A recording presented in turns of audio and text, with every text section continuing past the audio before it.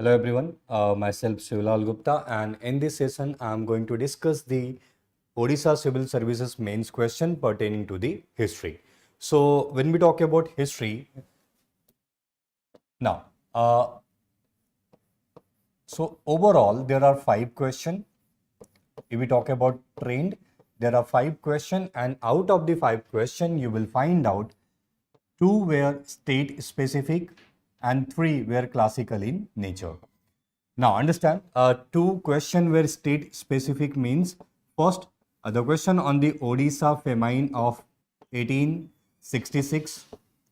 Again, it is associated with the Odisha, history of Odisha. So this is state specific. And then we have role of Jai Rajguru and Bakshi Jagbandhu. Role of Bakshi Jagbandhu. So these 2 questions were the state specific, and the 3 questions, other 3 questions.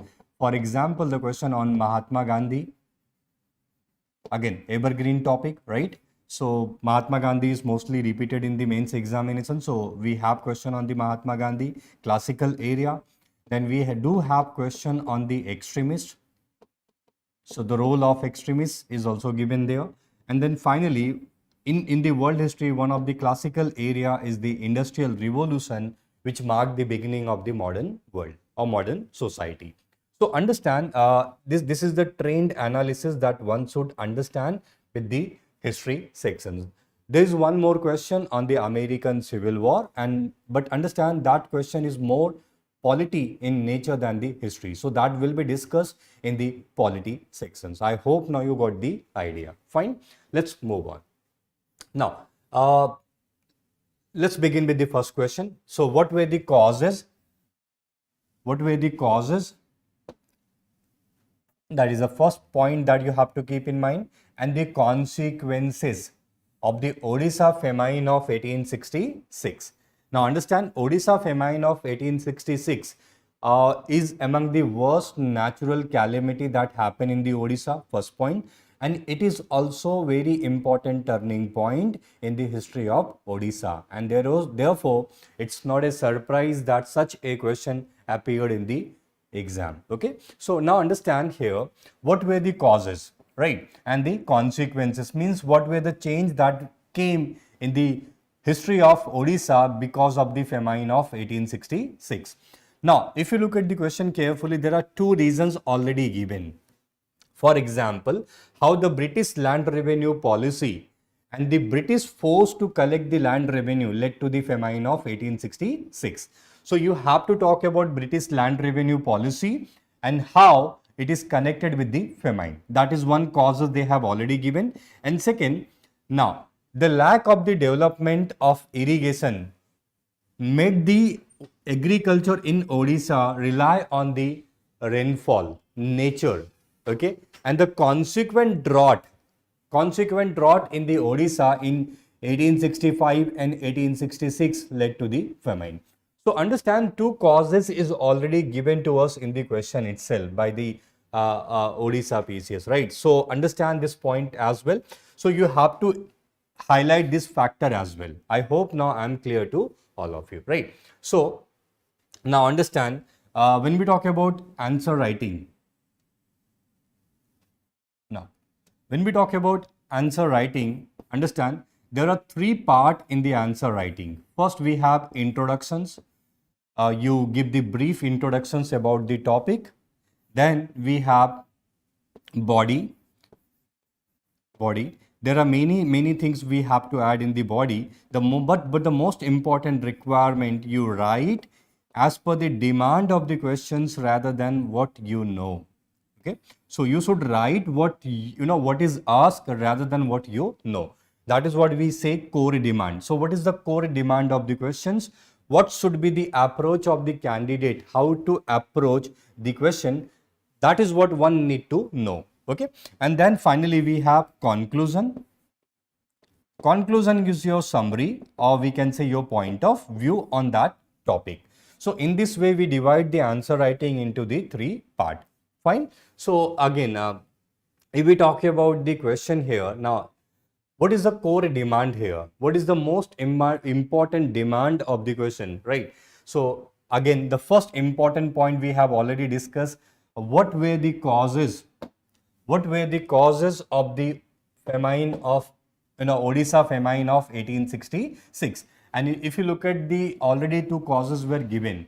First, how the British land revenue policy led to the famine, first point. And second, how the refusal on the part of the Britishers to remit, not, a refusal to remit the land revenue in the background of drought also led to the famine of 1866. So understand here, that is what first we will discuss, and then how the nature dependence of the agriculture on rainfall, and then the drought, how the drought, back to back drought in Odisha led to the famine of 1866. So these 2 points you have to stress, but there are many other causes that you also need to highlight.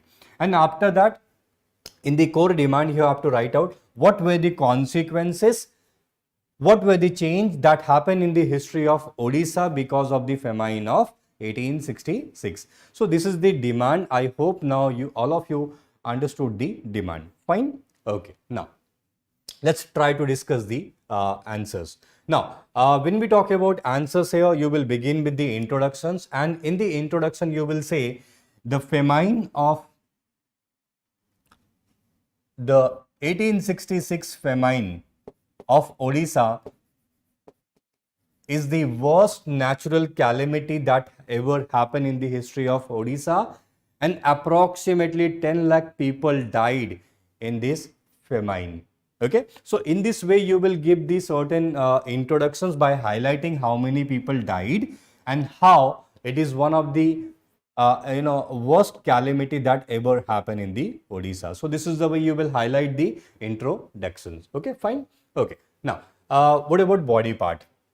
As we have discussed, right? So you have to highlight what is the relationship between the British economic policy or the land revenue policy, and how the land revenue policy first, and second, the forceful extractions of the land revenue led to the famine, right? So when we talk about British land revenue policy, in the Odisha, they followed the Jamindari settlement, which is also called as a permanent settlement, right? So when we talk about permanent settlement, we have British government, we have Jamindar who was an intermediary here, and then we have peasant. Peasant will pay the rent to the Jamindar, and then the Jamindar will pay the land revenue to the British government. This is the way this system used to work. But now understand, British were more interested in the collection of land revenue, and whatever the land revenue they will collect, they will take those land revenue to the Britain. Unlike the Gajpati, when the Gajpati used to rule the Odisha, they made certain investment to the agriculture. So unlike the Gajpati, the British government is not going to invest any money into the agriculture. Whatever land revenue or lagan they are going to collect, they will take it to that money to the Britain. Okay, so Britishers did not invested any money into the agriculture, unlike the Gajpati, right? That is the first point. When we talk about Jamindar, Jamindar were also interested in the collection of rent from the peasant rather than the investment into the agriculture. Now, what about peasant? So Jamindar also did not make any investment into the agriculture. Now, the land revenue was very high. Peasant had to pay very high land revenue, and thus peasant did not had any money to invest into the agriculture. So understand here, now neither British government nor Jamindar nor the peasant invested any money into the agriculture. And because of that, what happened? The agriculture became very backward in the Odisha. You will find out the agriculture is going to be very primitive. Mainly one crop is going to be cultivated, and you will find out there is hardly any development of irrigation. The agriculture was dependent on the nature or the rainfall. If there is no rainfall, as it happened in the 1866, there will be famine. Okay, so understand, because of the no investment on the part of the British government, Jamindar and peasant had no money to invest, it led to the backwardness of agriculture, lack of development in the irrigation, there is no development in the means of communication like road, transport and so on. Now understand, this is the problem of the land revenue settlement. So the agriculture became very primitive, very backward. Okay, I hope now you got the first point here, how the land revenue was responsible. And secondly, now understand, when 1866 there was a massive drought. There was a massive drought, and massive drought led to the famine. And therefore, now understand, the people of Odisha, they wrote many letter to the British government to remit the land revenue by taking into the consideration that there was no rainfall, and because of no rainfall there is no agriculture. So because of that, give us remission.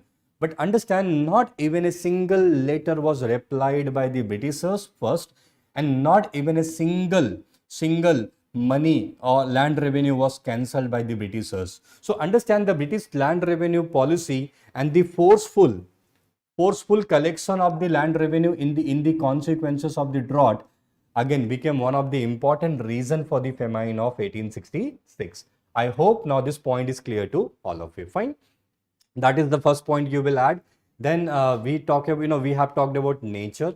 How the nature is responsible for the famine of 1866. Now, when we talk about nature, again, we have already discussed the agriculture in Odisha was already very primitive. It is very backward there, and it is totally dependent on the rainfall. But what happened? 1865 there was a drought. There was no rainfall. 1866 there was no rainfall. For example, in the month of August, there is just 4 days. In the month of August, there is just rainfall in the just 4 days. There is a beautiful description that is given in the book that peasants were looking into the sky, hoping that someday the rain is going to fall, but that did not happen. Even the animal, they refused to eat the agricultural crop that was standing in the agricultural field. Okay, so understand here, the back-to-back drought, 1865 and the 1866. Again, there was no rainfall, and because of the no rainfall, there was no cultivation, and because of there is no cultivation, there was nothing for the people to eat, and that led to the famine of 1866. So that is the way you will highlight the second factor, that is the nature, and how drought led to the famine. I hope now the second part is now clear to all of you. Apart from that, one more important reason is the apathy of the administration. Mean to say, now understand, when we talk about Odisha, understand here, when we talk about Odisha, Odisha was a part of the Bengal. So we have Bihar, we have Odisha, and then we have Bengal. Okay. So understand here, the Odia speaking area, that is what we call as the Odisha, was a part of the Bengal, and thus it is considered as a minority area. Okay, mean to say, no, the British administrative officials, they are going to focus more on the Bengal, and they are rarely going to focus on the Odisha. And that this neglect on the part of the administrator in the Odisha, or we can say Bengal, led to the lack of development in the agriculture. For example, there is just development of single crop. The people were just dependent on the single crop. What if that crop failed? There will be failure of agriculture. And then, as we have discussed, there is no development of irrigation. And this is the primitive system of agriculture we had in Odisha. No irrigation, again single crop system. Then 1866, 1865 we have massive drought, and this massive drought led to the no cultivation of agricultural food grains, and this no cultivation ultimately led to the famine. Okay, there is nothing to eat for the people. I hope now you understood even this reason as well. This is also very important reason. Fine. I hope now the causes is now clear to all of you. Fine. Next important part of the question is the consequences. What were the changes that is brought by the famine of 1866? So understand, famine of 1866 is an important turning point in the history of Odisha. The history of Odisha took a different turn after the 1866. So it's a important turning point. That is what you have to understand here. Now, so when we talk about consequences, again, the first consequences of any famine is the death of the people due to the lack of agricultural commodity. So now understand here, you will find out 10 lakh people, they died in the famine of Odisha, 1866. And the worst hit area is the Cuttack, Balasore and the Puri. The most worst affected was the Puri, where you will see approximately 35% of the Puri population, they died because they had nothing to eat. So understand, this is very, very important point. 35% of the people, they died because they had nothing to eat. So understand here, the first important consequences, approximately 10 lakh people died because they had nothing to eat. That is the first point. And then second, the failure of crop due to the drought led to the widespread hunger. Many people, they did not had anything to eat. Then obviously inflation as well. There is a huge increase in the prices of the essential commodity, right? So that is, you can also write malnutrition. People had nothing to eat. So most of the people, they died because of the malnutrition as well. Again, there is always a case of famine, followed by the disease. So again, famine led to the disease, and as a result of that, you will find out many people also died. Many people, they were forced to move out of the Odisha or their respective traditional area because they had nothing to eat. So in search of the new life, new better way of things, they migrated from their traditional area to the new area. So understand this. This is what you will highlight. What happened because of the crop failure: hunger, malnutrition, disease, and then migration of the people. I hope now this point is clear to all of you. Then next, what is the next consequences? One of the important consequences that British government, they appointed a famine commission in 1866, and this commission recommended various things. For example, they recommended the spread of irrigation or the development of irrigation to reduce the dependence on rainfall. To reduce the dependence on agriculture, the Famine Commission recommended the development of irrigation. Then second, the development of road and transport systems so that the agriculture can be modernized, and then create this education awareness among the peasants so that they should be in a position to tackle any famine related scenario. Okay, so these were the important recommendations that happened, and ultimately what happened because of this famine commission? The British government, they developed a famine code, and this famine code is a very important turning point because now it highlighted structural approach to the famine. Means how the British government, they are going to deal with the famine. It was laid out in the famine code. For example, after the 1866, Britishers they will focus on irrigation development. They will focus on the development of means of communication like road, transport. So these are the things that is going to happen after the appointment of the Famine Commission. But understand, more or less the recommendation of Famine Commission remain in theory rather than in practical. Though Famine Commission recommended many things, some of the things were implemented, but most of the recommendation remain a recommendation rather than the application. Fine. So this is what you have to understand. And finally, the most important consequences. Now a movement started for the unification of the Odia speaking area. That is the separation from the Bengal.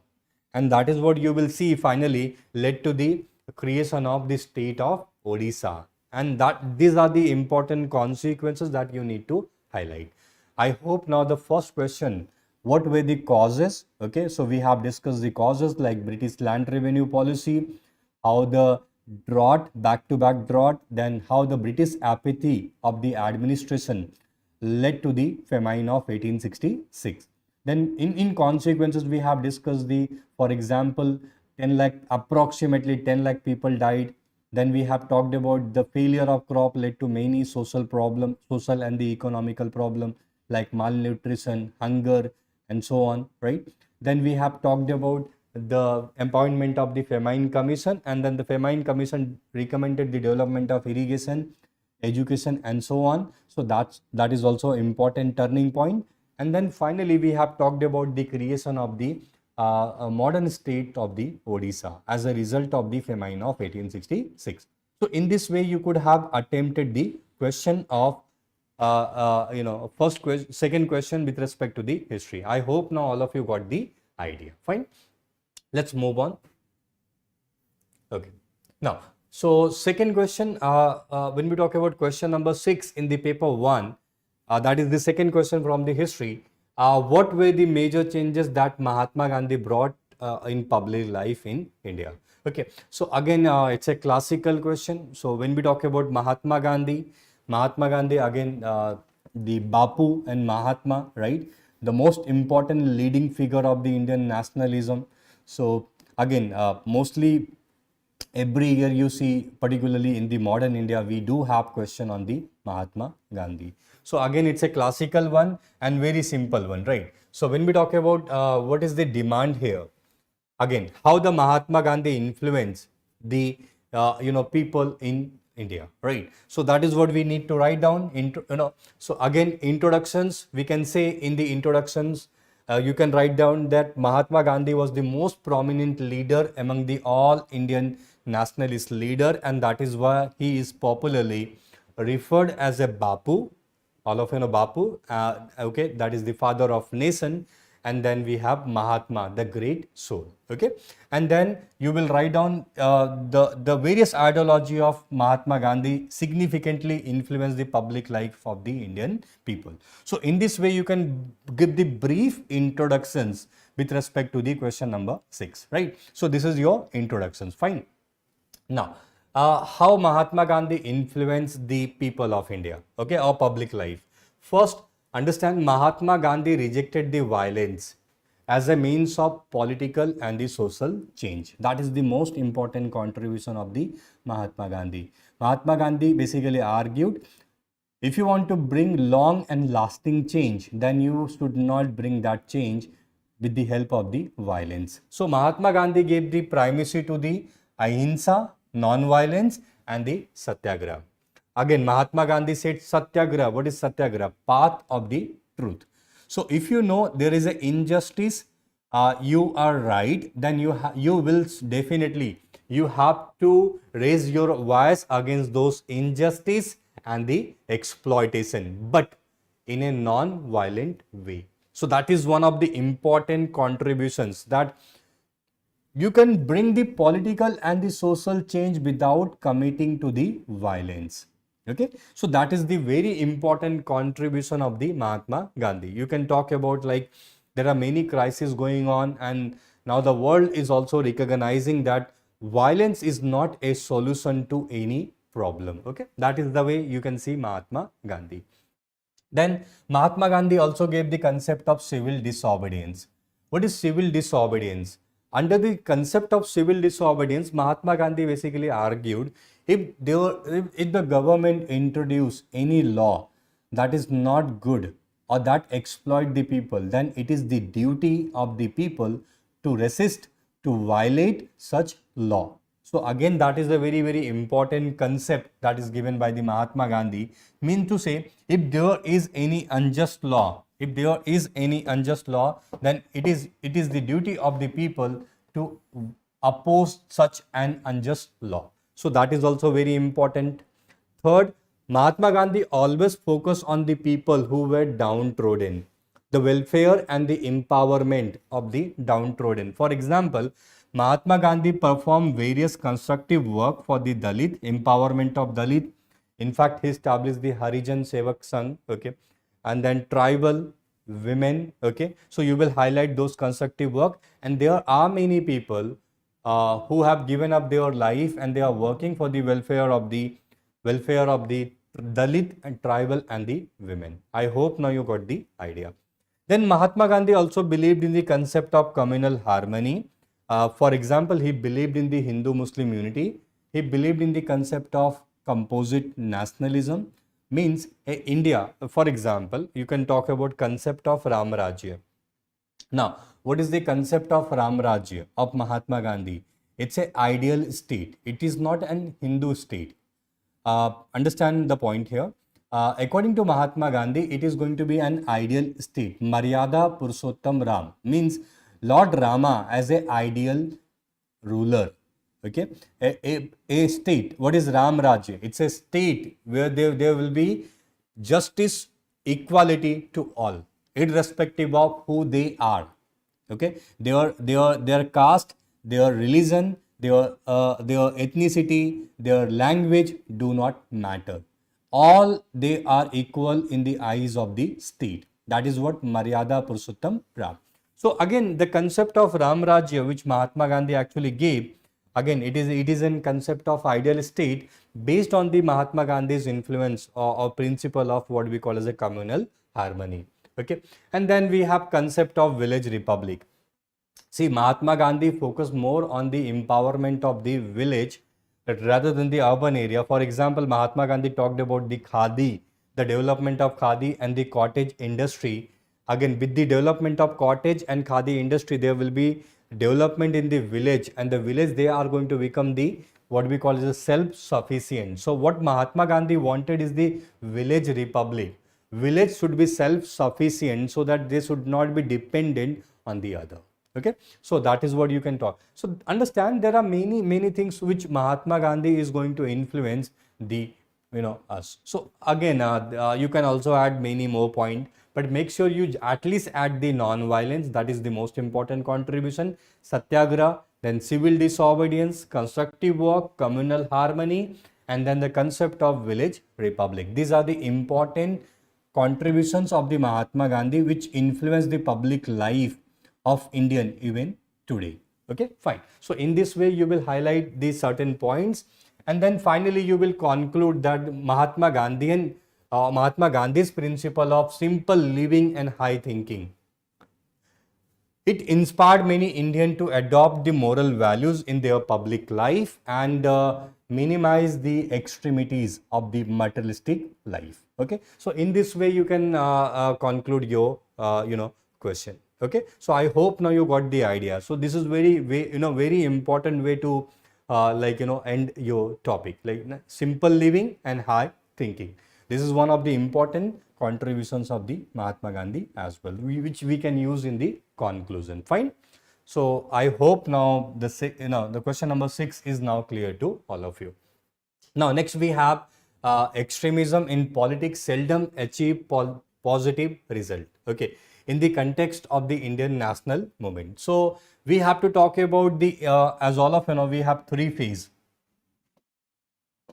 We have three phase: moderate, 1885 to 1905. Indian National Congress from 1885 to 1905 was dominated by the moderate.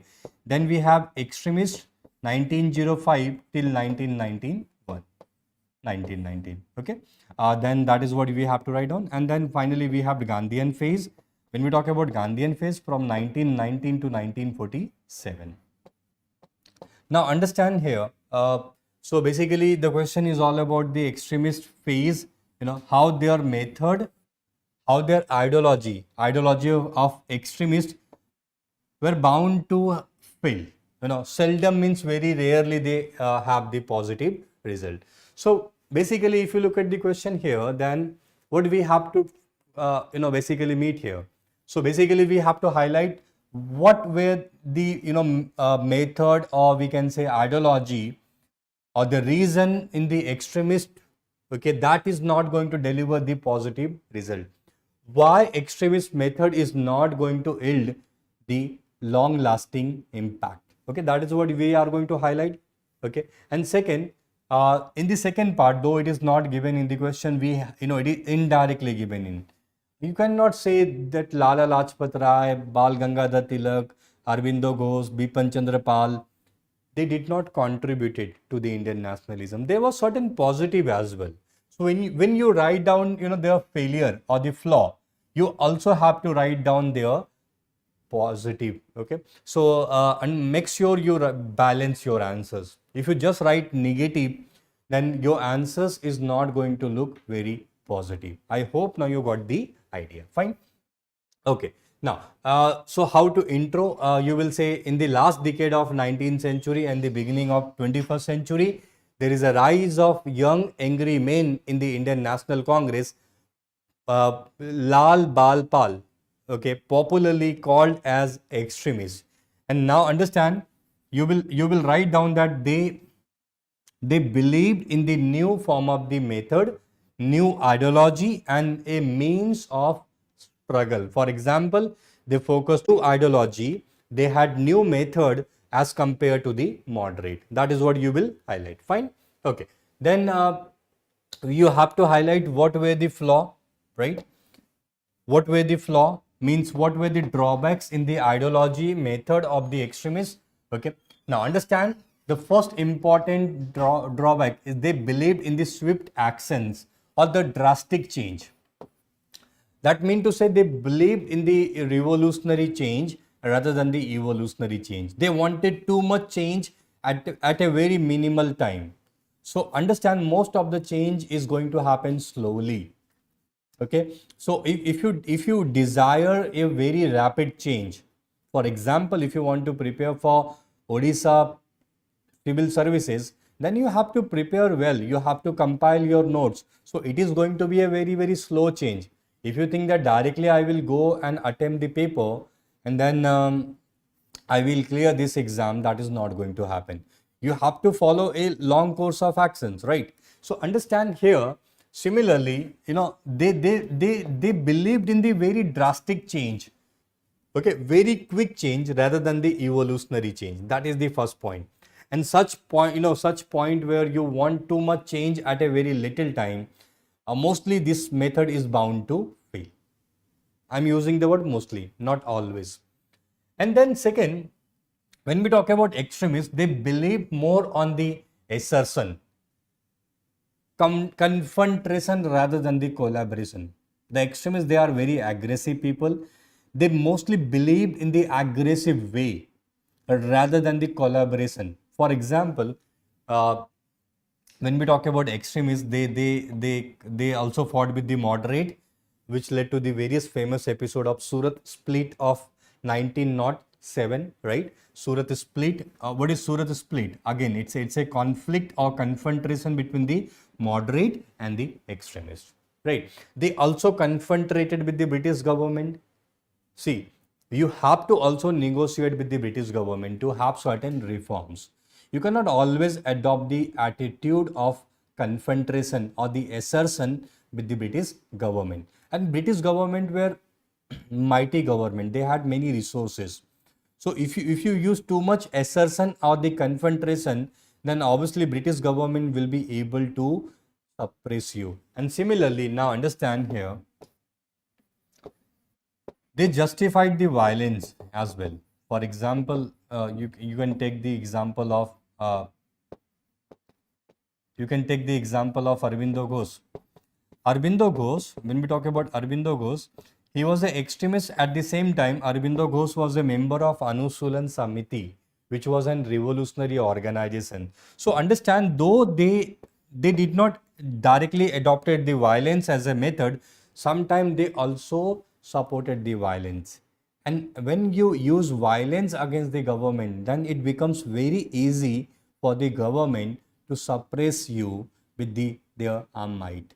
The government is the most powerful body. If anybody try to use the violence against the state, it is very easy for the state to suppress that movement. So again, justification of violence on the part of the extremist also led to their easy suppression by the British government. Okay, that is what you will highlight. And then again, extremists, they focus on the tradition, customs, and the glory of ancient India, Indian religious symbol. So what happened because of this? Particularly the Muslim, they got alienated from the Congress. And then Britishers, they adopted the divide and rule policy.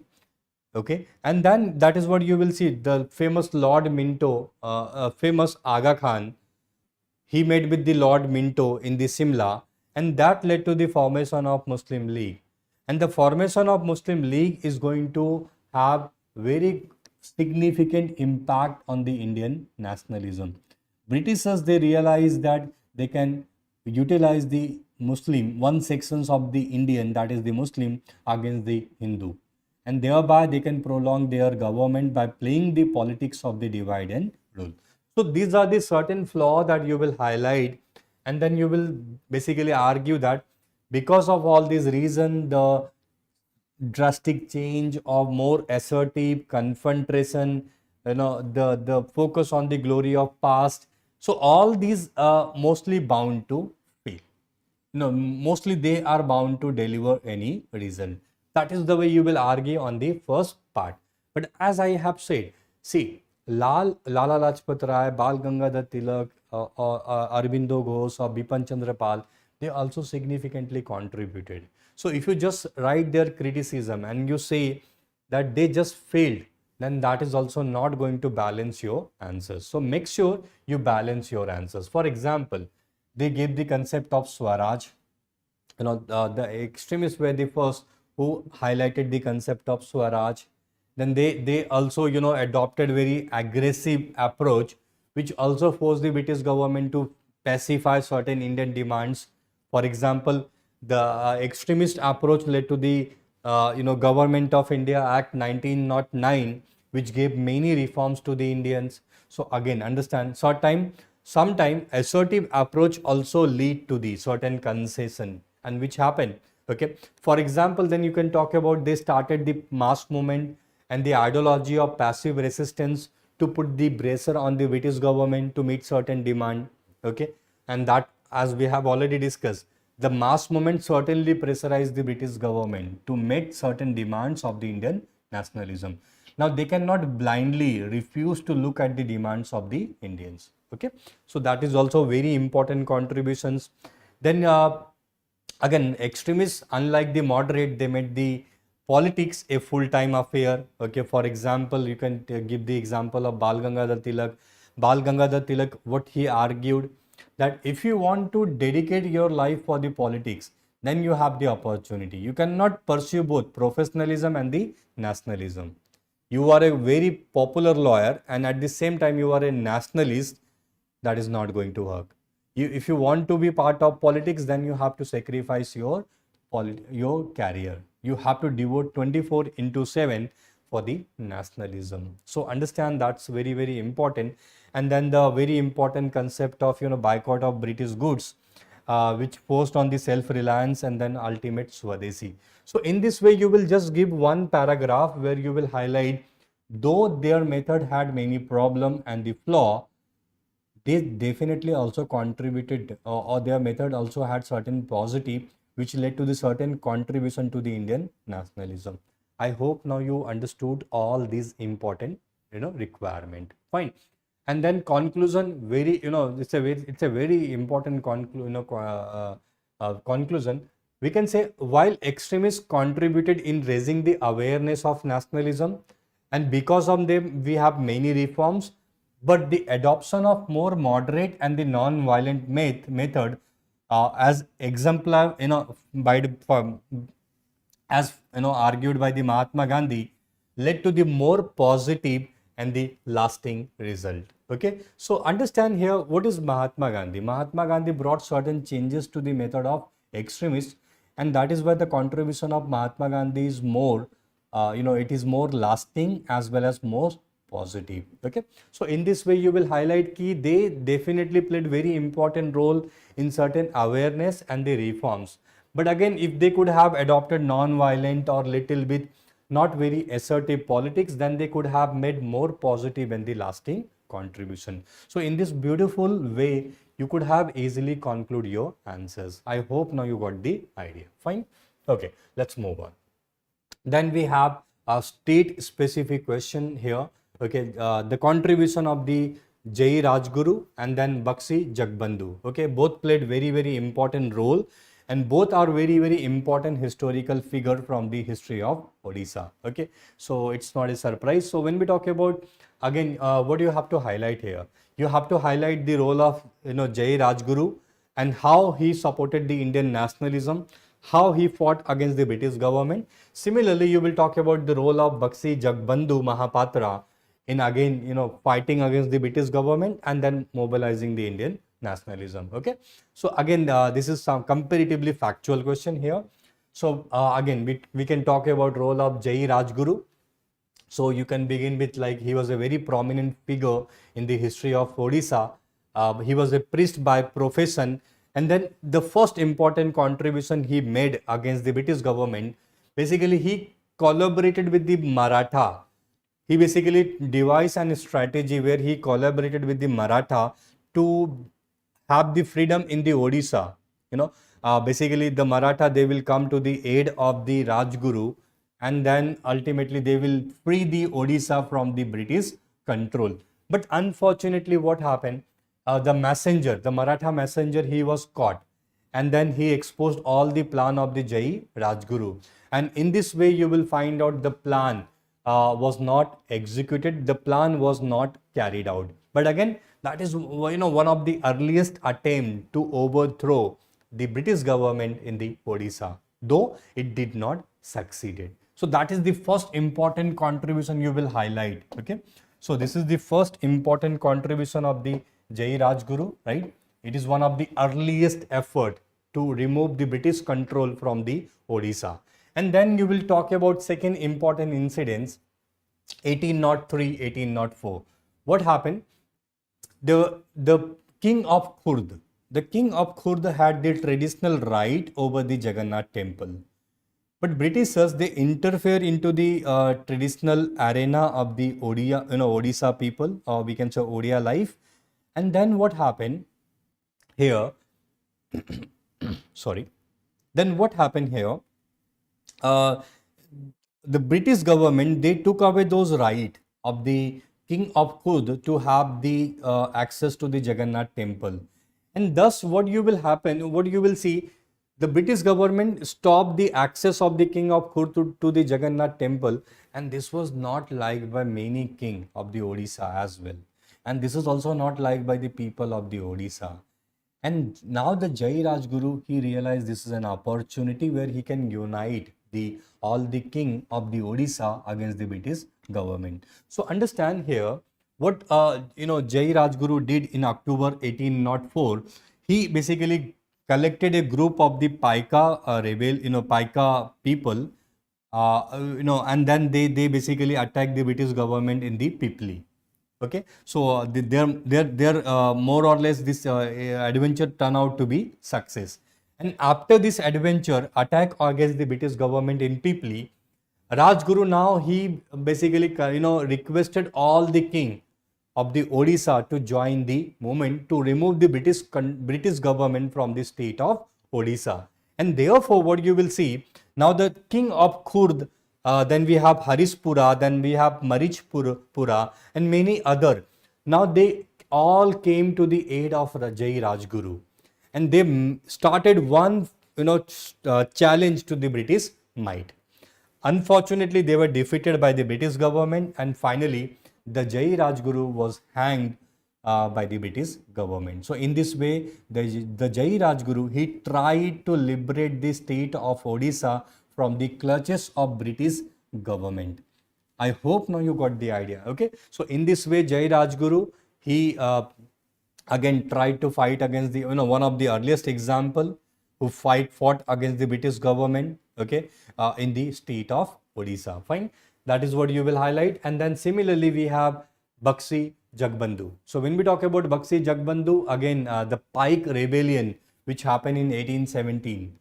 The most important role was played by the Bakshi Jagbandhu. So indirectly you have to write about the Pike rebellion of 1817-1818. Okay, so understand here what happened in the 1817.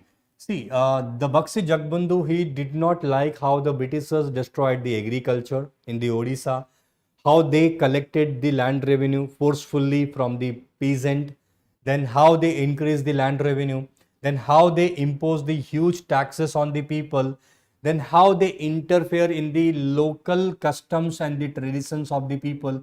So obviously Bakshi Jagbandhu was not happy.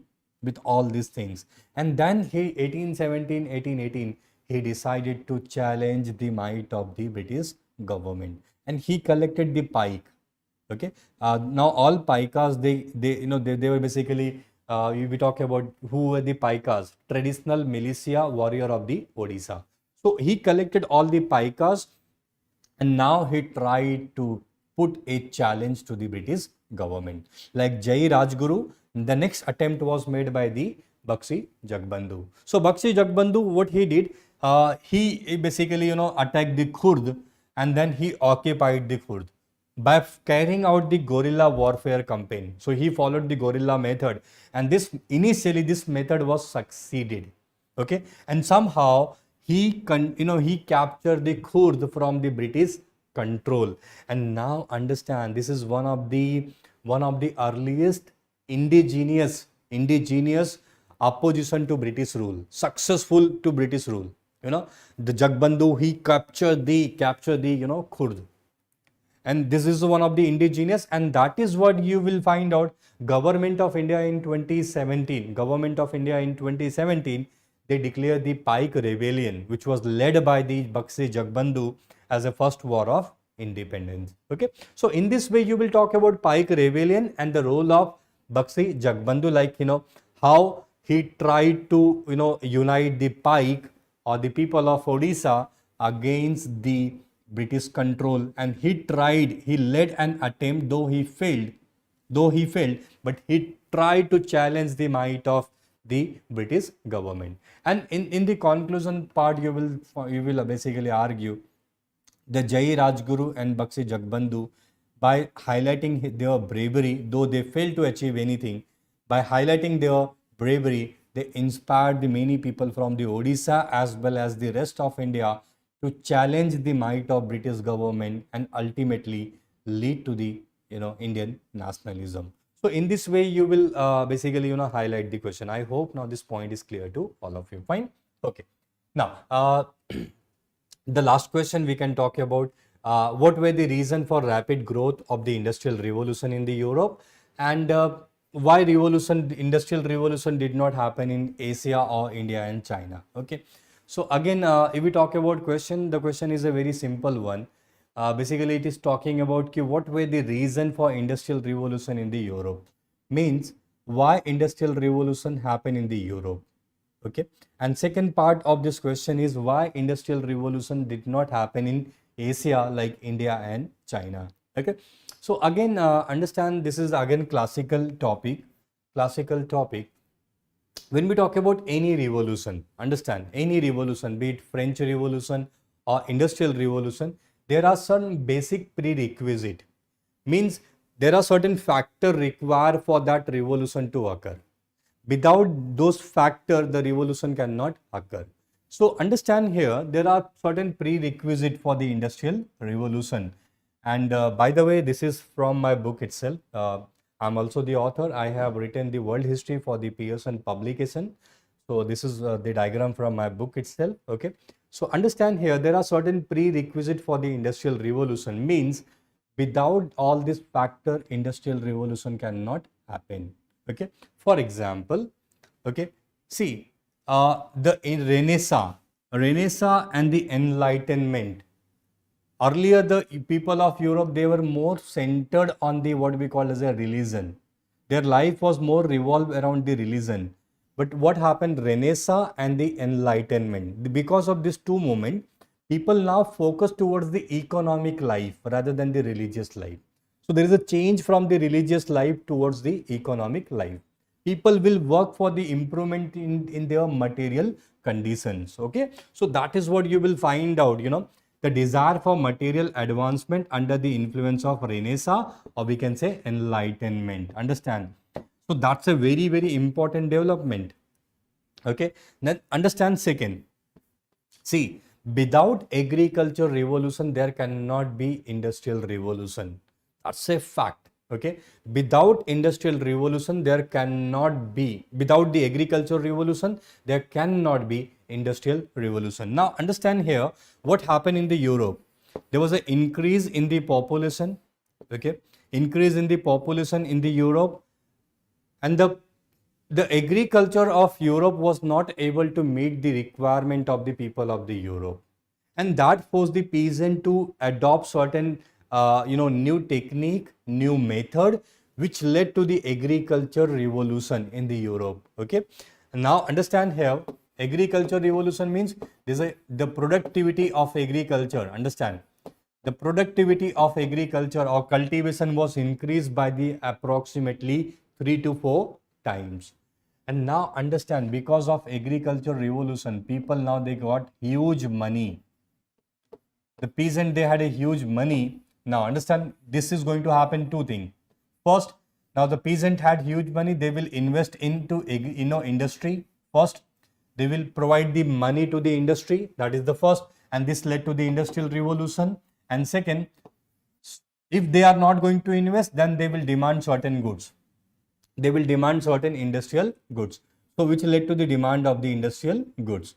And the traditional industrial method is not able to fulfill their demand. Okay. So understand, the agricultural revolution happened in the Europe due to the increased population, due to the increase in the income, due to the commercial revolution. All these things did not happen in Asia, India and China, and that is why the revolution happened in the Europe. It is as simple as that. Okay, so understand this point. Then when we talk about next important point, understand here, now understand here, when we talk about second important point, the Europe, they had colony, and from colony they can have the raw materials. Like India is going to supply the cotton will go to the Manchester, and in the Manchester it will be converted into the cloth, and then the same cloth they will sell to the Indians. So they will use our raw cotton, they will transform into the cotton, and then they will sell it to the Indian people as well. Okay, so understand, the colony, they had colony from where they procured the raw material, and they sell their finished product. Now understand, India and China or Asia, they did not had the colonies. Okay, now then there was a development of banking and the credit system, which was absent in the Asia and we can say particularly India and China. Then there was a development of modern transport facility. Okay, because of the scientific revolution. Okay, so understand, in Europe there was a scientific revolution that happened in around 17th-18th century. Because of scientific revolution, what happened? Their modern transport system, got tremendous overhaul. So modern transport facility is very much necessity for the industrial revolution, because you require to transport the goods from the one part to the other part. In fact, according to Adam Smith, modern transport facility is one of the very important prerequisite for any industrial revolution. Now, as far as transport facility in India and China is concerned, again, it was not very modern, it was very primitive, because scientific revolution did not happen in India and China. And then understand here, there was no development of factory system as it developed in the Europe. Okay, so understand, these were the certain prerequisite. Now all these things happen in the Europe, and that is why the revolution happened in the Europe. All these things were absent in India, and that is why the revolution or industrial revolution did not happen in India.